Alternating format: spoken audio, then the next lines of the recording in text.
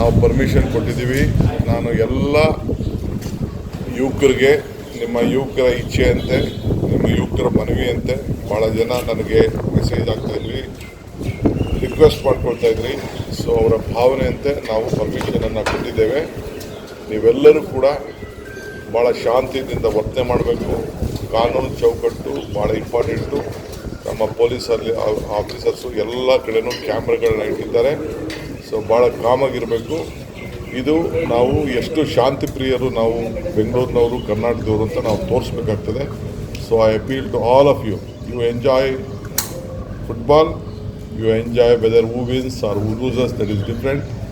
ಯಾರು ಗೆಲ್ಲಿ ಯಾರು ಸೋಲಿ ನೀವೆಲ್ಲ ಮಾಡಿ, ಆದರೆ ನಿಮ್ಮ ತಾಳ್ಮೆನ ಯಾರು ಕೂಡ ಕಳ್ಕೊಳ್ಬಾರ್ದು. ನಂದೊಂದು ಸರ್ಕಾರದ ಪರವಾಗಿ ನಾನು ಎಲ್ಲ ನನ್ನ ಯುವಕರಿಗೆ ಮತ್ತು ಫುಟ್ಬಾಲ್ ಅಭಿಮಾನಿಗಳಿಗೆ, ಕ್ರೀಡಾಭಿಮಾನಿಗಳಿಗೆ ನಮ್ರತೆಯಿಂದ ನಿಮ್ಮೆಲ್ಲರಿಗೂ ಕೂಡ ನಾನು ಮನವಿ ಮಾಡ್ತಾಯಿದ್ದೀನಿ.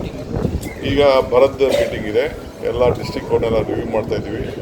ಬರೋಕ್ಕೆ ಸಂಡೇ ಇದೆಯಾ, ಪೊಲೀಸ್ ಸಂಡೇ ಇದೆಯಾ, DC ಸಂಡೇ ಇದೆಯಾ?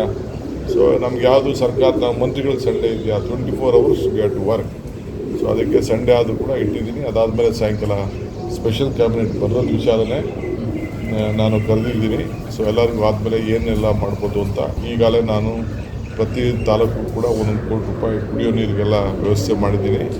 ಅದಕ್ಕೆಲ್ಲ ಹೇಳಿದ್ದೀನಿ, ಅದಕ್ಕೆಲ್ಲ ಡೈರೆಕ್ಷನ್ಸ್ ಕೊಡಬೇಕು. ಸೊ ಅದಕ್ಕೋಸ್ಕರ ಇವತ್ತು ನಾವು ಸಂಡೇ ಆದರೂ ಕೂಡ ಕ್ಯಾಬಿನೆಟ್ ಮೀಟಿಂಗ್ನ ಮಧ್ಯಾಹ್ನ ಇಟ್ಟಿದ್ದೀವಿ ನಾವು. ಇಷ್ಟೇ. Thank you.